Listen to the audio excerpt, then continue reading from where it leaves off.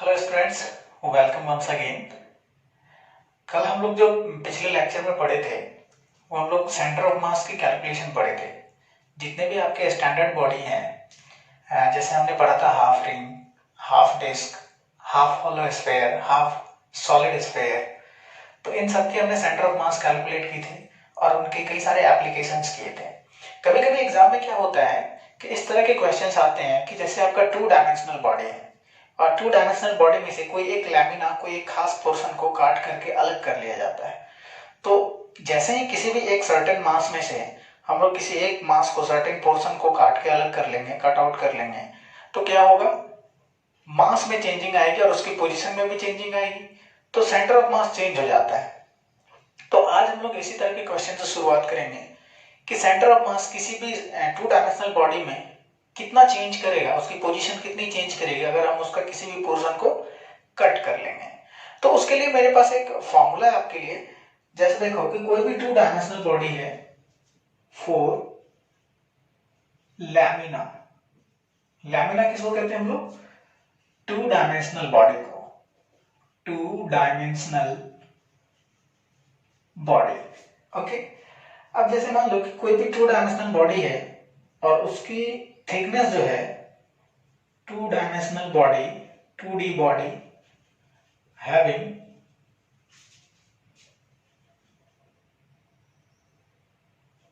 Negligible thickness, इसकी thickness negligible मान लेते हैं T, एंड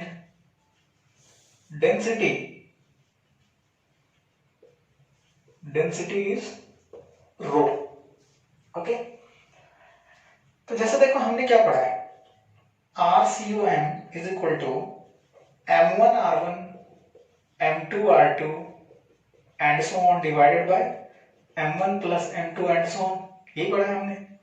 और इसी से हमने ऑब्टेन किया था XCOM is equal to M1x1 plus M2x2 and so on divided by M1 plus M2 plus M3 and so on.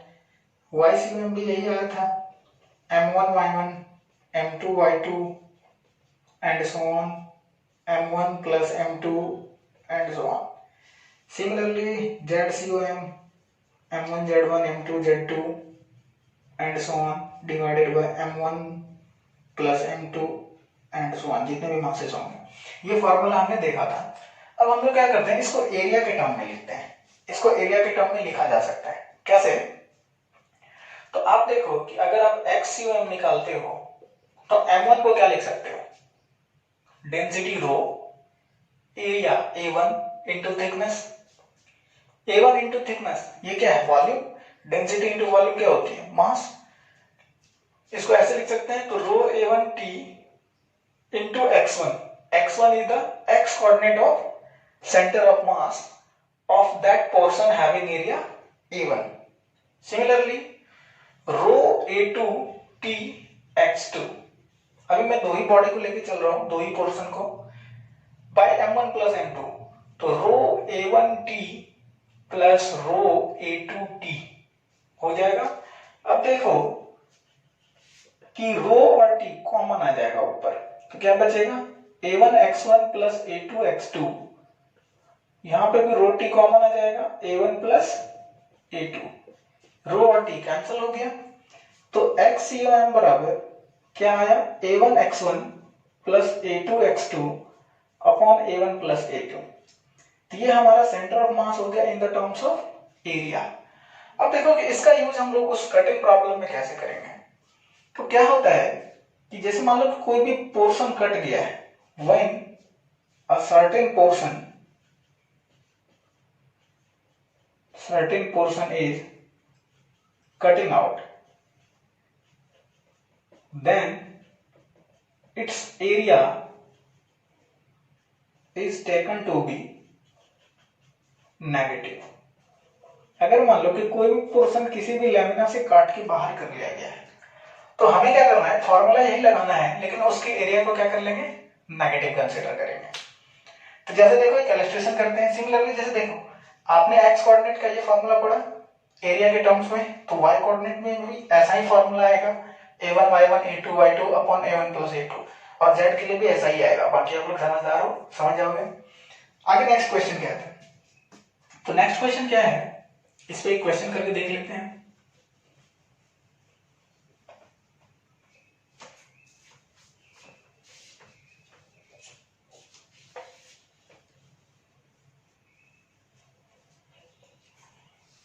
जैसे मान लो कि क्वेश्चन में ये दिया हुआ है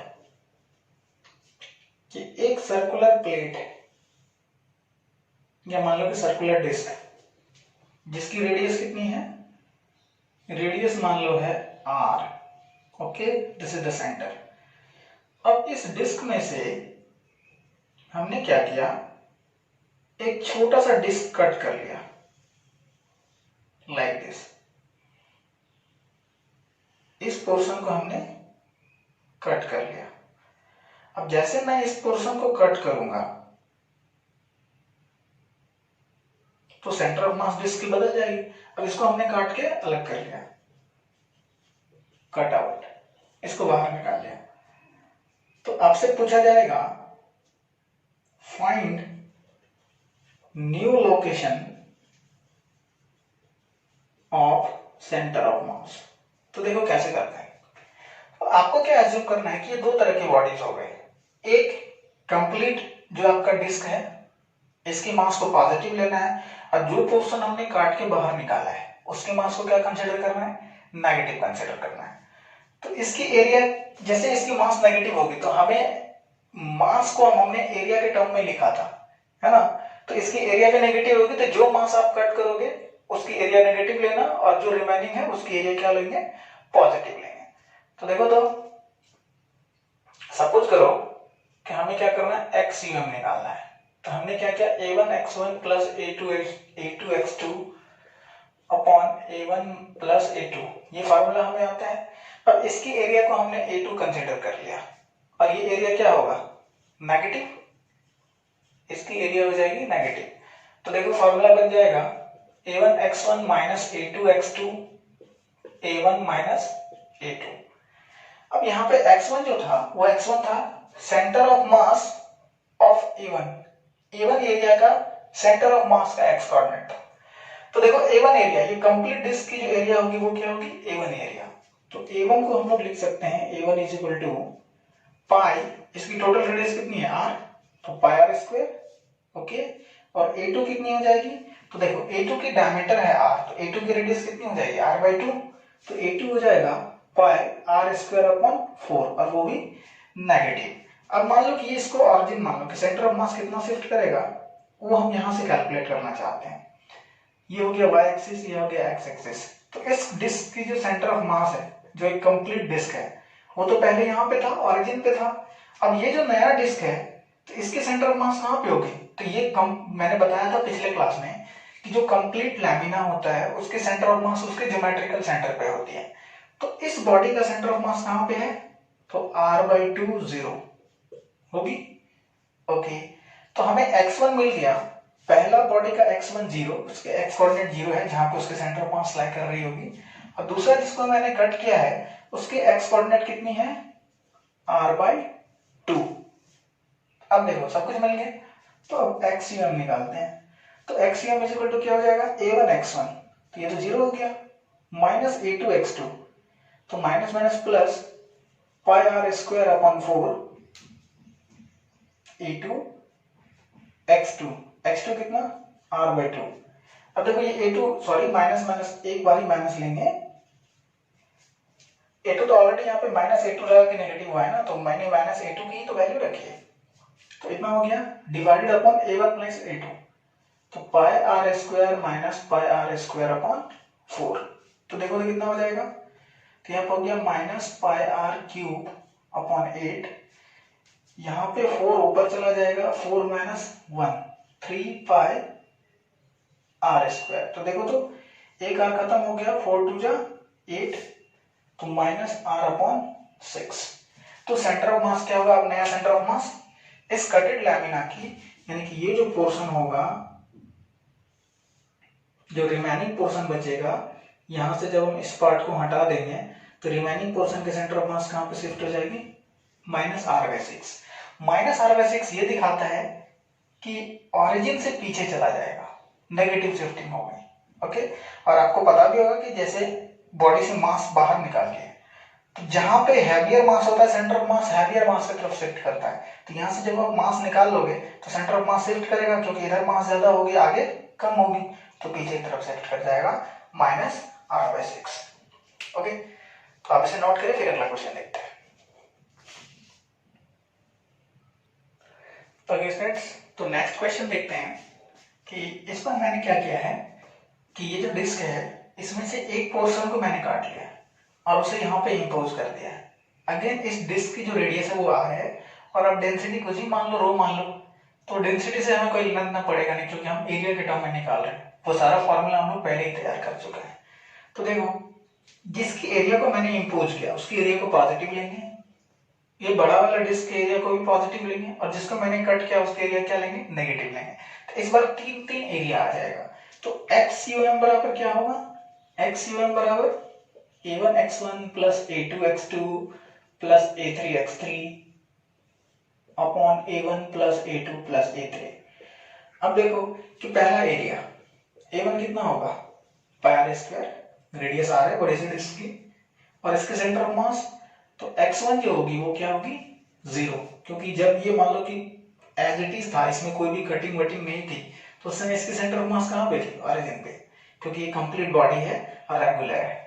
ओके, सिमिलरली A2 मान लेते हैं कि इसके एरिया को A2 मान लेते हैं, तो ये एरिया क्या होगा, नेगेटिव, तो A2 जो होगा नेगेटिव, तो नेगेटिव एरिया कितनी हो जाएगी, pi are square upon 4, A2 negative लेंगे।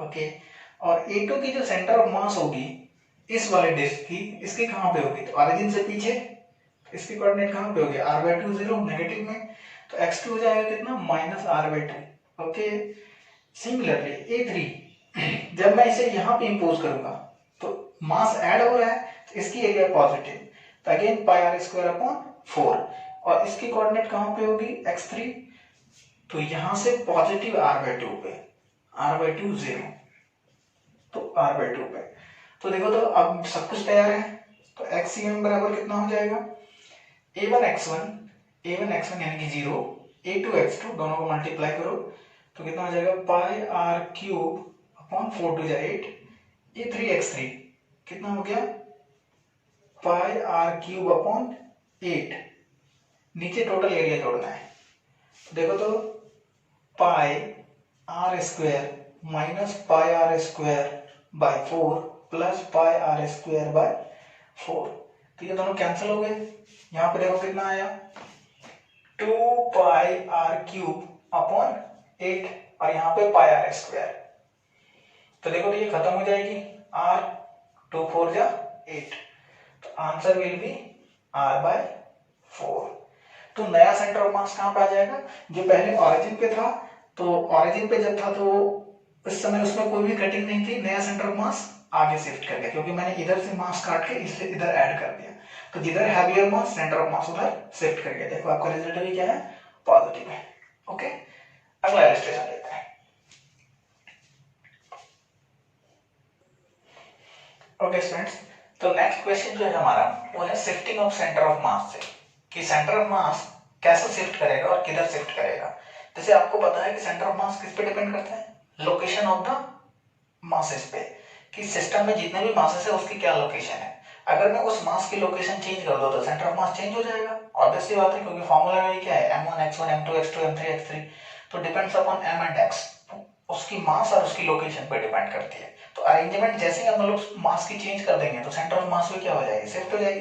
तो देखो, अब क्वेश्चन ये कह रहा है कि एक 4 kg का ऑब्जेक्ट है, एक 2 kg का ऑब्जेक्ट है, सेपरेटेड बाय 10 सेंटीमीटर। ओके, अब कह रहा है कि if 2 kg shifted towards right by 4 centimeter and 4 kg shifted left by 4 centimeter, then find the displacement of center of mass। इस 2 kg को हमने 4 सेंटीमीटर राइट की तरफ डिस्प्लेस कर दिया और 4 सेंटीमीटर को लेफ्ट की तरफ, 4 kg को लेफ्ट की तरफ 4 सेंटीमीटर डिस्प्लेस कर दिया, तो सेंटर ऑफ मास में क्या डिस्प्लेसमेंट होगी। इस 10 सेंटीमीटर की जरूरत भी नहीं है, ये आपको क्वेश्चन में दिया भी नहीं रहेगा, यहाँ पे मैंने लिख दिया है, लेकिन इसकी कोई जरूरत नहीं होगी। आपको करना कैसे है, तो ध्यान दीजिए। जैसे देखो, हमें पता है कि XUM is equal to m1 x1 plus m2 x2 m1 plus m2। आप इसे डिफरेंशिएट कर लो तो ऐसे लिख सकते हैं dxcom is equal to m1 dx1 m2 dx2 upon m1 plus m2। अब देखो ओके, तो ये m1 dx1 m2 dx2 m1 plus m2। अब देखो dx1 क्या है, dx1 जो है ये है डिस्प्लेसमेंट ऑफ पार्टिकल 1। पहला जो पार्टिकल होगी उसकी जो डिस्प्लेसमेंट होगी वो क्या कहलाएगी, dx1। आप इसमें से किसी को भी पहला और दूसरा मान लो, नो प्रॉब्लम। अब देखो इसमें एक चीज ध्यान रखनी है कि जो डिस्प्लेसमेंट होगा अगर राइट की तरफ है तो आप उसे पॉजिटिव कंसीडर करोगे और लेफ्ट की तरफ है तो उसे नेगेटिव कंसीडर करोगे। तो dx2 क्या हो जाएगा, similarly displacement of particle 2। Okay, अब देखो क्या करनी है आपको कि राइट डिस्प्लेसमेंट को इज टेकन एज पॉजिटिव, इसको पॉजिटिव रखना है एंड वाइस वर्सा, लेफ्ट वाले को क्या रखना है, नेगेटिव रखना है। तो अब मैं यहां पे काम शुरू करूं तो देखो dxcom इज इक्वल टू क्या हो जाएगा, m1 मान लेते हैं इसको पहला पार्टिकल 2 और इसकी डिस्प्लेसमेंट किधर है, राइट की तरफ है। राइट की तरफ कितनी सेंटीमीटर, 4 सेंटीमीटर, तो 2 into 4 plus m2, this is the m2 4 kg और इसकी डिस्प्लेसमेंट किधर है, लेफ्ट की तरफ है। कितना, 4 kg शिफ्टेड लेफ्ट में 4 सेंटीमीटर। तो लेफ्ट की डिस्प्लेसमेंट को क्या लेनी है, नेगेटिव लेनी है। और नीचे क्या लिखना है, m1 plus m2 that is 2 plus 4 6। तो क्या हो जाएगी, तो आपका जो आंसर हो जाएगा 8 minus 16 that is minus 8 upon 6 that is minus 4 upon 3 centimetre. तो सेंटर ऑफ मास में कितनी शिफ्टिंग होगी, माइनस 4 अपॉन 3 सेंटीमीटर। समझ में आई। इसी तरह आपको 2 मास के बदले कभी कभी 3 मास दिया जाएगा, जैसे नेक्स्ट क्वेश्चन में करते हैं। ओके, आप इसे नोट करें। ओके स्टूडेंट्स, तो नेक्स्ट क्वेश्चन है 3 पार्टिकल्स का, एक 2 kg का, एक 4 kg का, अगेन एक 2 kg का। ए बी सी मैंने नेमिंग कर दी है। क्वेश्चन में कहा गया है कि A is shifted right by 4 centimetre. A को क्या किया गया है, राइट की तरफ शिफ्ट किया गया है 4 सेंटीमीटर से। C is shifted by right by 2 centimetre. C को भी इस बार राइट शिफ्ट कर दिया गया 2 सेंटीमीटर से। अब क्वेश्चन ये कह रहा है कि find the displacement of B such that centre of mass remains at previous position. अब बी को कितना खिसकाएं और किधर खिसकाएं ताकि सेंटर ऑफ मास जो इस सिस्टम की है वो एज इट इज अपने प्रीवियस पोजीशन पे यानी कि रेस्ट में रहे। तो अगेन यही फॉर्मूला लगाना है आपको। क्या लगाना है कि dxcom is equal to m1 dx1 m2 dx2 m3 dx3 upon m1 plus m2 plus m3। अब सेंटर ऑफ मास अगर प्रीवियस पोजीशन पे है तो इसका मतलब dxcom क्या हो जाएगा, इसमें कोई भी डिस्प्लेसमेंट नहीं होगी। तो हम लोग dxcom क्या लिख लेंगे, 0, क्योंकि dxcom क्या है, displacement of centre of mass. तो देखो 0 इज इक्वल टू m1, आपकी मर्जी, आप m1 इसे मान ले। तो 2 इंटू राइट की तरफ डिस्प्लेस हुआ है कितना, 2 सेंटीमीटर।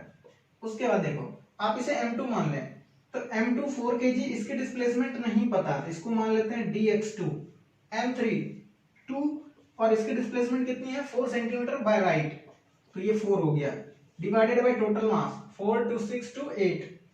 तो देखो क्या आएगा आपका आया 4 plus 4 dx2 plus 8 is equal to 0।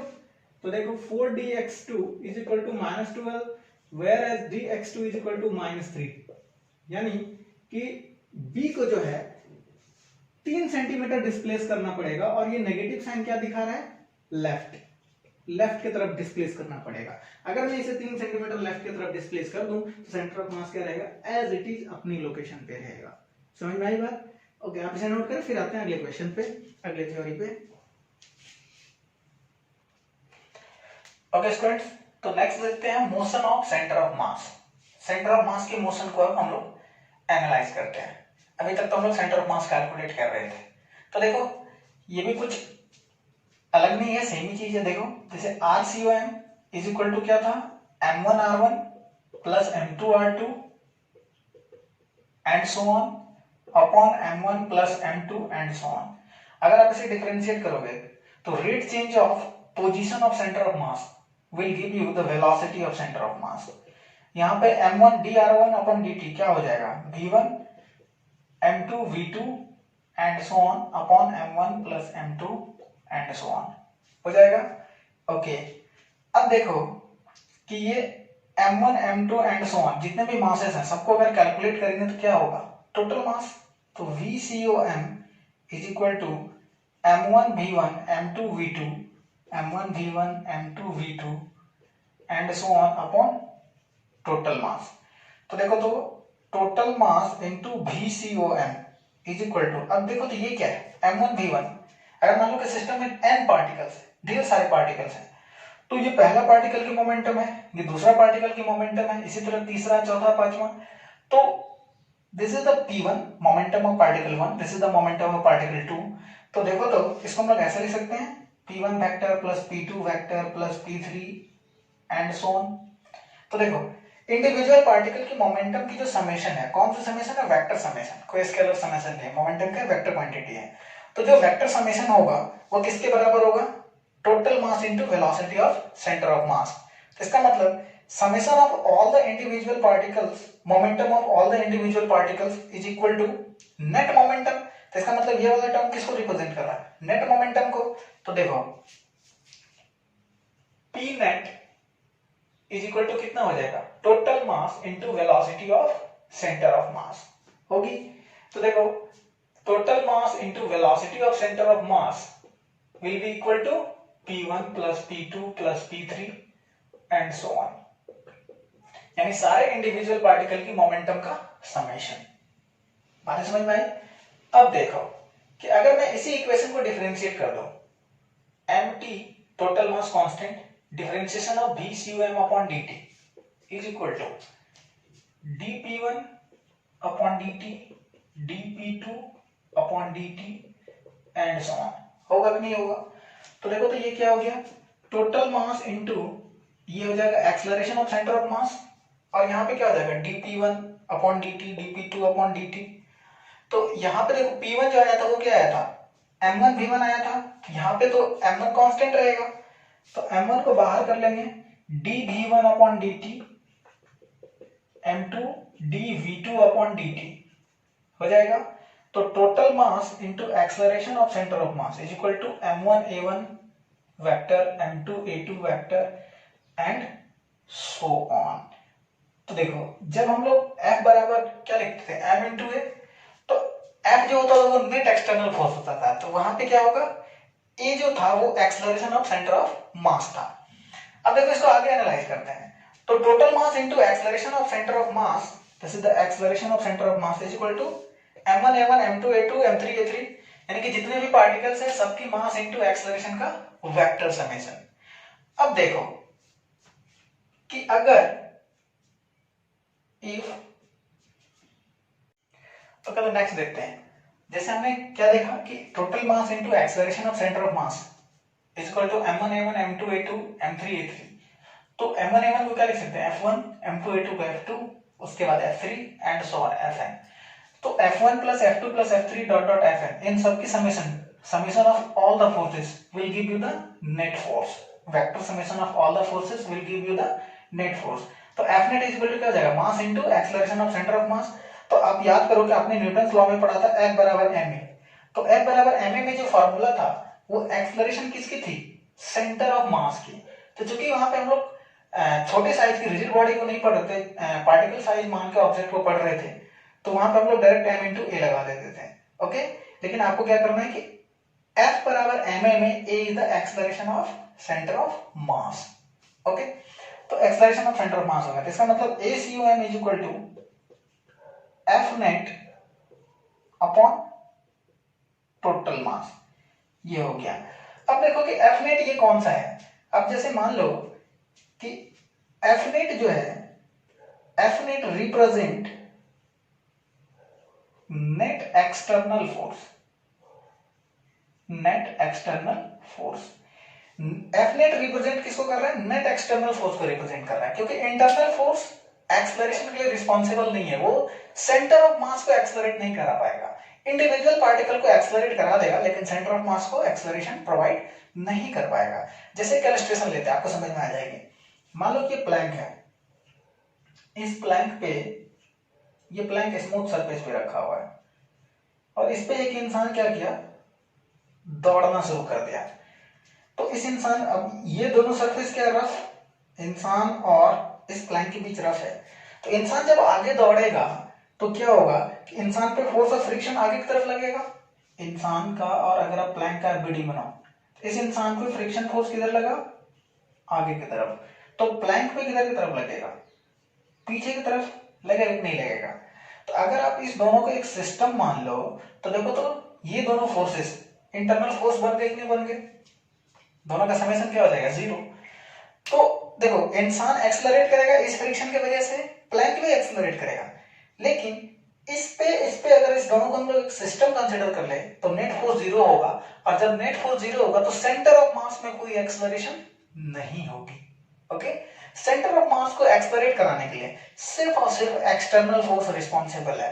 तो जैसे मान लो कि मैं आपसे ट्रू फॉल्स क्वेश्चन पूछा, कि क्या क्वेश्चन आएगा कि if ACOM is 0, that implies A1 बराबर A2 बराबर A3 बराबर 0, ट्रू या फॉल्स।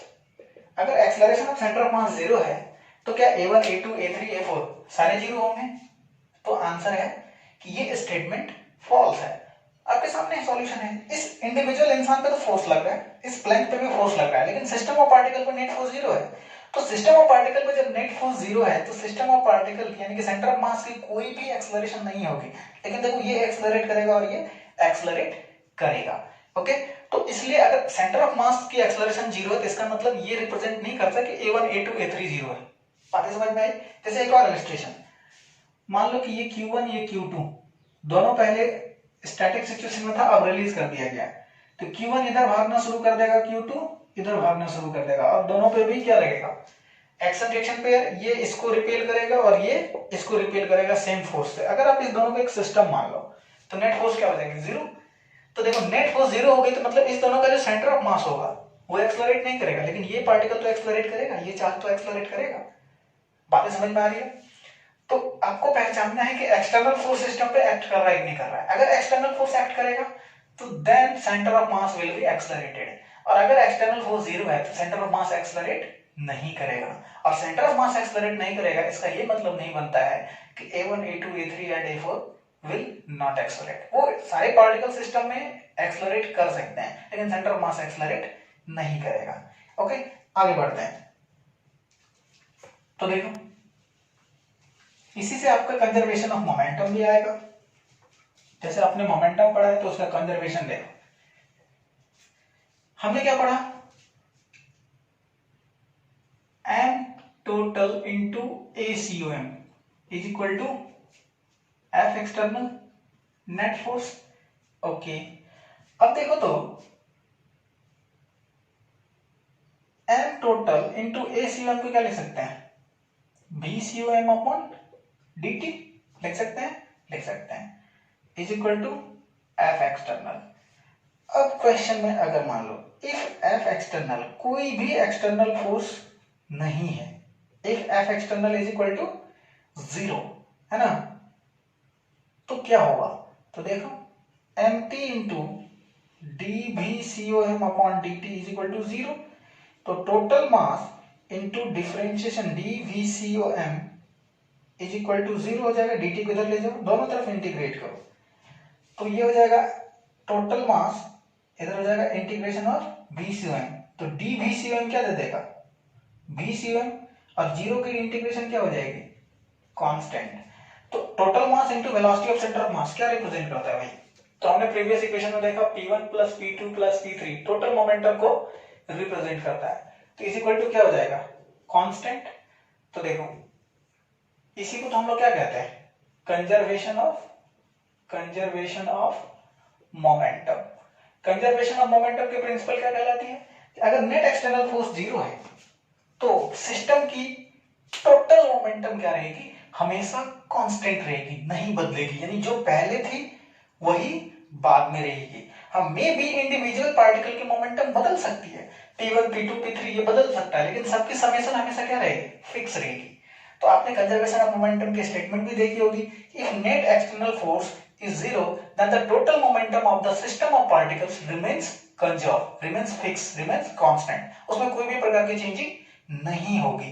तो इसको हम लोग कहते हैं कंजर्वेशन ऑफ मोमेंटम। अगर मान लो कि सिस्टम ऑफ पार्टिकल की पहले मोमेंटम जीरो थी तो बाद में भी जीरो होगी नेट मोमेंटम।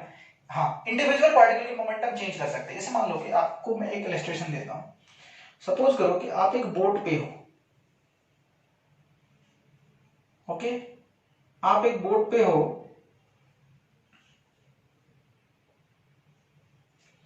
और आपने क्या किया, ये बोट जो है ये लेक में है, इस इंसान ने जंप कर लिया, इस बोट से जंप किया, मान लो कि v वेलोसिटी के साथ, तो इंसान ने जंप करा तो इंसान की मोमेंटम किधर हो गई, इस डायरेक्शन में, तो बोट देखना ऑटोमेटिक पीछे चला जाता है, बोट किधर चला जाएगा, पीछे की तरफ। कैसे, तो देखो इस इंसान पे और बोट पे कोई भी एक्सटर्नल फोर्स नहीं है, नेट एक्सटर्नल फोर्स जीरो है, किस डायरेक्शन में, तो इस डायरेक्शन में, एक्स की तरफ। तो जैसे मान लो इंसान ने जंप किया तो इंसान के पैर और इसके बीच में फ्रिक्शन होगा, तो इंसान फ्रिक्शन लेके यानी इस पे फ्रिक्शन फोर्स लगा और ये आगे की तरफ आ गया, मोमेंटम गेन किया, ओके। तो फ्रिक्शन इस पे जो रिएक्शन के रूप में एक्ट करेगा वो इधर एक्ट करेगा, तो ये इसके वजह से बोट किधर चला जाएगा, पीछे चला जाएगा, और बोट उतना ही मोमेंटम गेन करेगा ताकि इंसान प्लस बोट की मोमेंटम क्या हो जाए, जीरो, क्योंकि इनिशियल में क्या था, ये दोनों रेस्ट में था, तो इनिशियल मोमेंटम जीरो है तो फाइनल मोमेंटम का समेशन भी जीरो होगा। तो देखो इंसान की इनिशियल मोमेंटम जीरो लेकिन फाइनल नेगेटिव में है, बोट की इनिशियल मोमेंटम जीरो लेकिन फाइनल पॉजिटिव में है, लेकिन जब आप दोनों को जोड़ोगे तो क्या हो जाएगा, नेट मोमेंटम जीरो हो जाएगी, क्योंकि इस पे कोई भी एक्सटर्नल फोर्स एक्ट नहीं कर रहा है। बात समझ में आई। कुछ पॉइंट्स इसमें और क्या है कि अब इसमें देखना पड़ेगा कि डायरेक्शन क्या है। जैसे मान लो कि एक्सटर्नल फोर्स कभी कभी क्या होता है कि किसी एक डायरेक्शन में एक्ट करता है और किसी एक डायरेक्शन में जीरो होती है। जैसे इसी जगह पे आप देख लो कि इस इंसान पे mg एक्ट करेगा, इस बोट पे भी mg एक्ट करेगा, तो सिस्टम में हमने सिर्फ इंसान और बोट को माना है, अर्थ को तो नहीं माना है। तो y डायरेक्शन में इस इंसान की मोमेंटम चेंज होगी, इस बोट की भी चेंज होगी, ओके। लेकिन x डायरेक्शन में देखो ना तो इंसान पे कोई नेट फोर्स है ना ही बोट पे, तो इसलिए मैंने किधर कंजर्व करा, x के डायरेक्शन में। तो कभी कभी क्या होता है कि किसी एक सर्टेन डायरेक्शन में fx मान लो कि तुम्हारा जीरो है, fy नॉन जीरो है, तो x के डायरेक्शन में ही कंजर्व कर सकते हैं।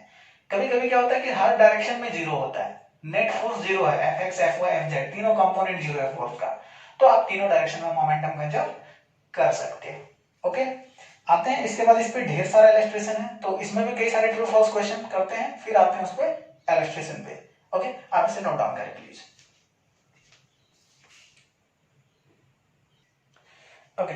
आगे देखते हैं कि जैसे मान लो कि हमने अभी क्या पढ़ा, total mass into acceleration of centre of mass is equal to F external, हमने पढ़ा, और एफ एक्सटर्नल को अगर हम लोग जीरो कर लेते हैं तो क्या हो जाता है, total mass into velocity of centre of mass is equal to constant, जो हमने अभी कंजर्वेशन ऑफ मोमेंटम का प्रिंसिपल देखा। अब देखो इसमें से एक बात निकल के आती है कि अगर आपका सिस्टम ऑलरेडी पहले से रेस्ट पे है, सिस्टम ऑफ पार्टिकल्स अगर मान लो कि पहले से रेस्ट पे है, यानी कि सेंटर ऑफ मास उसकी पहले से रेस्ट पे है, तो बाद में भी सेंटर ऑफ मास क्या रहेगा, उसी पोजीशन पे रहेगा, रेस्ट में ही रहेगा।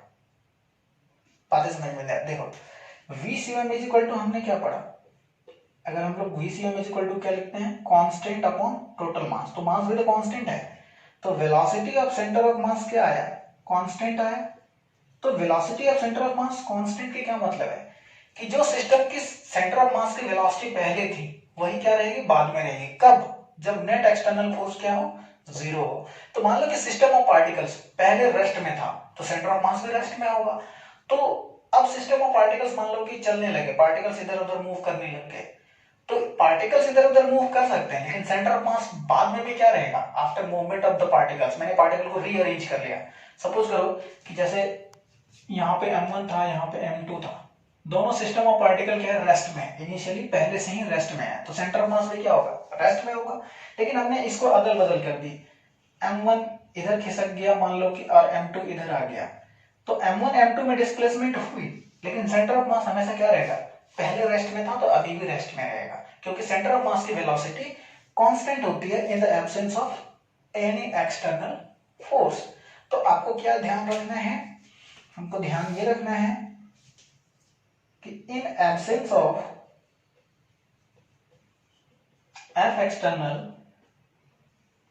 the velocity of center of mass remains constant. It means if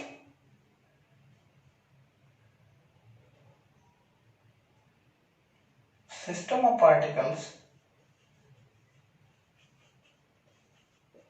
is at rest, then position of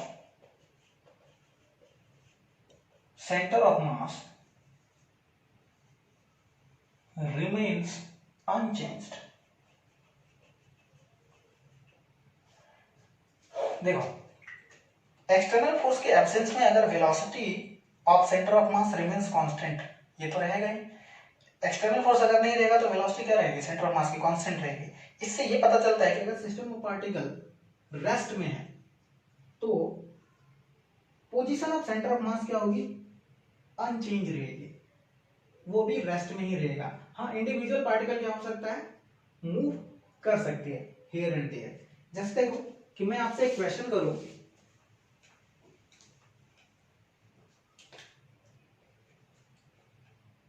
true false question ये है, if VCOM is 0 that implies V1 बराबर 0, V2 बराबर 0, V3 बराबर 0 एंड सो ऑन। ट्रू या false? तो देखो, अगर VCOM 0 है, क्या इससे ये पता चलता है कि V1 0 होगा, V2 0 होगा, V3 0 होगा? ट्रू है या फॉल्स? तो आंसर क्या है कि फॉल्स, क्योंकि सेंटर ऑफ मास 0 होने का कतई ये मतलब नहीं होता है कि V1 V2 और V3 भी 0। V1 V2 V3 non zero हो सकता है, लेकिन सेंटर ऑफ मास क्या रहेगी, उसकी वेलोसिटी 0 रहेगी। ओके, दूसरा question, question 2, if F external is equal to 0 that implies P net total momentum remains constant. True या फॉल्स? अगर नेट एक्सटर्नल फोर्स 0 है तो क्या नेट मोमेंटम कांस्टेंट होगा? तो यस, ट्रू। यही तो हम लोग कंजर्वेशन ऑफ मोमेंटम पढ़े हैं। ओके, अब question number 3, if F external is equal to 0 then kinetic energy of the system constant. True या फॉल्स? देखो, अगर नेट एक्सटर्नल फोर्स 0 है तो क्या kinetic energy of system constant होगी? सोचो जरा। तो अगर एक्सटर्नल फोर्स 0 है तो काइनेटिक एनर्जी ऑफ सिस्टम कभी भी कांस्टेंट नहीं रहेगी। कई बच्चे ये सोचते हैं कि kinetic energy of the system ये होता है half m velocity of centre of मास का स्क्वायर। ये कतई गलत है, ये फॉर्मूला नहीं होता है। काइनेटिक एनर्जी ऑफ सिस्टम जो है उसकी फॉर्मूला क्या होगी, summation of individual kinetic energy, half m1 v1 square, half m2 v2 square and so on. अब जैसे मान लो कि मैं एक एग्जांपल लेता हूं, q1 q2, ओके, दोनों का एक सिस्टम बना लो, तो नेट एक्सटर्नल फोर्स क्या है, 0 है। लेकिन अगर आप इसे रिलीज कर दो, छोड़ दो, तो इस पे भी फोर्स लगेगा और इस पे भी फोर्स लगेगा, तो इसकी वेलोसिटी क्या होगी, q1 की वेलोसिटी कीप इंक्रीजिंग होगी और q2 की वेलोसिटी भी क्या होगी, इंक्रीजिंग होगी, क्योंकि दोनों पे फोर्स लग रहे हैं, ये भी एक्सेलरेट कर रहा है, ये भी एक्सेलरेट कर रहा है। तो जब इसकी वेलोसिटी बढ़ रही है तो मान लो ये m1 ये m2, तो काइनेटिक एनर्जी भी क्या होगी, इसकी भी बढ़ेगी और इसकी भी बढ़ेगी, लेकिन नेट एक्सटर्नल फोर्स क्या है, 0। इसलिए ये स्टेटमेंट भी क्या है आपका